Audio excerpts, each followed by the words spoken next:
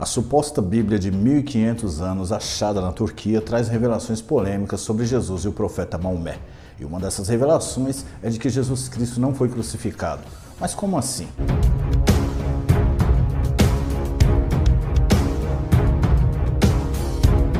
As Bíblias são a coisa mais próxima de uma prova concreta da existência de Jesus Cristo.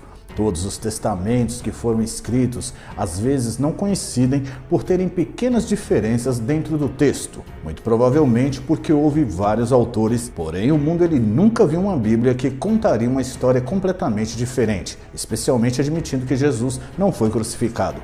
É bom saber que essa Bíblia encontrada não é realmente uma Bíblia, mas um livro escrito por São Barnabé, um dos associados de Paulo. O livro foi descoberto quando alguns ladrões de antiguidades foram pegos no ano de 2000, tentando contrabandear a Bíblia e outros artefatos no valor de milhões. Este livro está avaliado em 28 milhões de dólares e parece ter referências do Evangelho de Barnabé. O livro é escrito à mão em siríaco, um dialeto aramaico que também é a língua nativa de Cristo. Mas afinal de contas, segundo essa nova Bíblia, o que realmente aconteceu com Cristo? Especialistas que analisaram o livro consideraram que ele tem pelo menos 1500 anos, mas pode ser ainda mais antigo. Dentro desse livro, a história tem uma abordagem muito diferente. Em vez de Jesus, Judas foi crucificado e Jesus subiu ao céu enquanto ainda estava vivo. Outro aspecto muito importante e diferente é que o livro não apresenta Jesus como filho de Deus, mas apenas como profeta que falou a palavra de Deus. O livro também chama o apóstolo Paulo de impostor, o que torna as coisas realmente interessantes, pois São Barnabé, o autor acreditado deste livro, era um associado do apóstolo Paulo. Mas isso significaria que São Barnabé foi forçado pelo apóstolo Paulo a escrever uma história diferente sobre Jesus? É difícil saber, mas este é um aspecto interessante que coloca o cristianismo em uma boa luz dos eventos bíblicos, mas outras religiões são negligenciadas, como por exemplo o islamismo. Se Jesus realmente subiu ao céu vivo, então aos olhos de algumas pessoas isso faria muito mais sentido com base na crença. Isso também concluiria com alguns dos códices escritos na mesma época que mencionaram Jesus voltando à Terra por 1 milênio para trazer paz ao nosso mundo e erradicar qualquer seres humanos maus. Mas afinal de contas, o livro é real ou é falso? Quando o Novo Testamento foi escrito, o Concílio de Nicéia, conhecido como o primeiro concílio da história da Igreja Cristã, escolheu as informações que iriam nesta Bíblia. Eles deliberadamente deixaram de fora tudo o que foi mencionado no Evangelho de Barnabé, bem como outros evangelhos, em favor de textos mais canônicos. Então, por que alguns grupos de pessoas é capaz de escolher o que é considerado os textos certos e verdadeiros? Alguns dizem que o concílio teve um motivo para não escolher o Evangelho de São Barnabé e pode ter algo a ver com a falta de informação sobre a morte de São Barnabé. Não há informações sobre a morte de São Barnabé, tornando-o o único santo que não tem sua morte mencionada na Escritura. Até o Vaticano se interessou muito por esse aspecto dos eventos bíblicos, tanto que ele pediu para ver o livro, mas o governo turco recusou seu pedido sem dar uma razão. Todos os especialistas que foram autorizados a analisar o livro afirmaram que a Bíblia é original e definitivamente nem tantas pessoas mencionaram uma farsa. Além da raridade de encontrar alguém hoje em dia que não apenas entenda, mas saiba também escrever em siríaco, a forma como o livro é feito. É muito tradicional naqueles tempos. Todas as páginas são feitas de couro de animal e a caligrafia é muito difícil de replicar.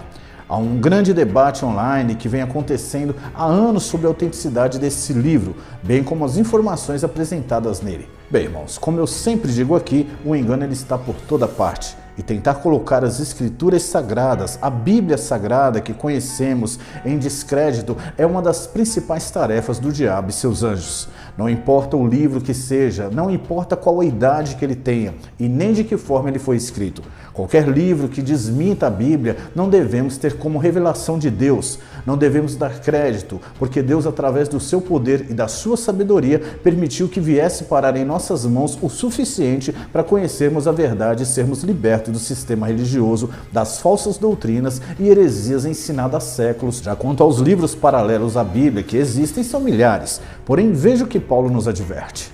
Conjuro-te, pois, diante de Deus e do Senhor Jesus Cristo, que há de julgar os vivos e os mortos na sua vinda e no seu reino, que pregues a palavra, instes a tempo e fora de tempo, redargas, repreendas, exortes com toda longanimidade e doutrina, porque virá tempo em que não suportarão a sã doutrina, mas tendo comichão nos ouvidos, amontoarão para si doutores, conforme as suas próprias concupiscências, e desviarão os ouvidos da verdade, voltando às fábulas. Como vemos aqui, o apóstolo Paulo ele encoraja Timóteo, diante de Deus Pai e do Senhor Jesus Cristo, a pregar a palavra a tempo e fora de tempo, a redarguir, a repreender, a exortar com toda longanimidade e doutrina. Paulo ele já sabia que estava se aproximando a sua partida, e o Espírito Santo já havia revelado a ele que após a sua partida muitos lobos vorazes entrariam no meio do povo de Deus e contaminariam o verdadeiro evangelho, a verdadeira doutrina. Porque esses homens que surgem no meio da igreja desde a época de Paulo, eles não suportam a sã doutrina e por isso colocam sobre si mesmo doutores que lhes apacentem conforme aquilo que eles desejam. E por isso hoje muitos têm desviado seus ouvidos da verdade, se voltando para as fábulas. É muito fácil hoje acreditar em um outro evangelho, em outras doutrinas e ensinamentos que prometem tudo aquilo que o mundo pode te oferecer, mas não pode salvar, não pode libertar e não pode curar. Satanás ele é estrategista e conhece bem a obra de Deus. Ele é um profundo conhecedor da palavra de Deus, até porque ele é um dos personagens centrais de toda a história. Portanto, é preciso entender que o diabo ele não tem permissão para destruir a Bíblia e por isso ele tenta mudar as verdades e acrescentar outras doutrinas de engano para poder controlar o sistema religioso, não dando ouvidos às fábulas judaicas, nem aos mandamentos de homens que se desviam da verdade. Veja aqui mais uma vez que Paulo nos adverte a não darmos ouvidos às fábulas judaicas nem aos mandamentos de homens que se desviam da verdade. E é exatamente isso que mais temos visto dentro dos templos religiosos, das grandes instituições, os cultos belíssimos transmitidos via online, mas que não edificam, não ensinam, não preparam e não libertam. É fácil enxergar isso.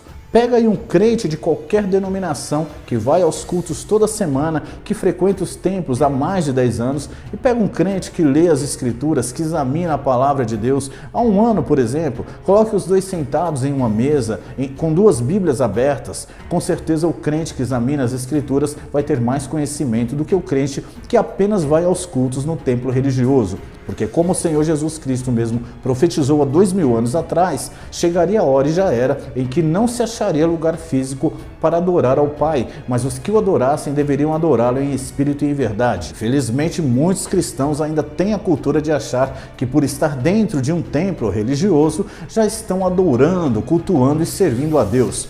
Mas o que nos liga a Cristo é a comunhão pelo Espírito Santo de Deus, e isso é independente de onde quer que estejamos. Hoje se prega placa, se prega construção de templos, se prega casa, carro, se prega casamento, se prega prosperidade e bênçãos materiais. Enfim, se prega tudo dentro de um templo religioso, tudo aquilo que alegra sua carne. Mas o seu espírito sai vazio do conhecimento espiritual, sai gelado pela frieza de uma pregação materialista que visa mais os bens dessa terra do que a glória de Deus e as bênçãos espirituais. A omissão em pregar a verdade dentro das denominações faz com que o Eterno chame para fora os seus escolhidos e capacite homens em todas as partes que têm compromisso com a verdade de Deus e não se acovardam diante do sistema religioso. Deus ele não precisa de um templo para formar a sua igreja, porque já nos escolheu como seu único e verdadeiro templo. Ele não precisa de bancos e cadeiras, nem de um microfone ou um púlpito para falar com o seu povo, porque o seu Espírito Santo passeia no meio dos seus eleitos. Deus ele não precisou levar o seu povo para um paraíso para cuidar deles quando ele os tirou da terra do Egito. Ele escolheu o deserto para mostrar ao seu povo que ele é Deus e que de onde não tem nada, ele provê tudo. Ali Deus passou 40 anos no meio do seu povo sem precisar de templos erguidos ou mega estruturas para ser adorado. Cristo também, ele exerceu maior parte do seu ministério fora dos templos, porque ele sabia o que os templos tinham se tornado, lugar de salteadores de ladrões no lugar de uma casa de oração. E disse-lhes, está escrito, a minha casa será chamada casa de oração, mas vós a fazeis covil de ladrões. E por isso Cristo ele se retirou dos templos e começou a andar pelas cidades e a ensinar a palavra do Pai, como ele mesmo dizia, ele não tinha onde reclinar a cabeça. Hoje, para o crente acomodado, para se buscar a Deus dentro de um templo, é preciso de um dia certo, um horário certo, porque não pode ser a hora que você quiser.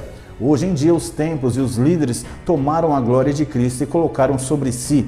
Exemplo, se creres e for batizado, será salvo. Portanto, para você se batizar, você precisa que o templo que você frequenta esteja aberto, o irmão que vai batizar esteja com a agenda livre e depois disso esperar o dia e a hora marcada para o batismo. Peça a Deus para não morrer antes. Hoje, infelizmente, por causa das grandes denominações que patentearam as coisas de Deus, você precisa ter protocolo para tudo na presença de Deus. Você tem hora para cultuar a Deus, você tem dia para batizar e cear com seus irmãos, ou seja, tem hora para tudo. Você não tem liberdade para adorar a Deus a hora que você quer e de forma que você quer. Tem que estar tudo de acordo com o templo.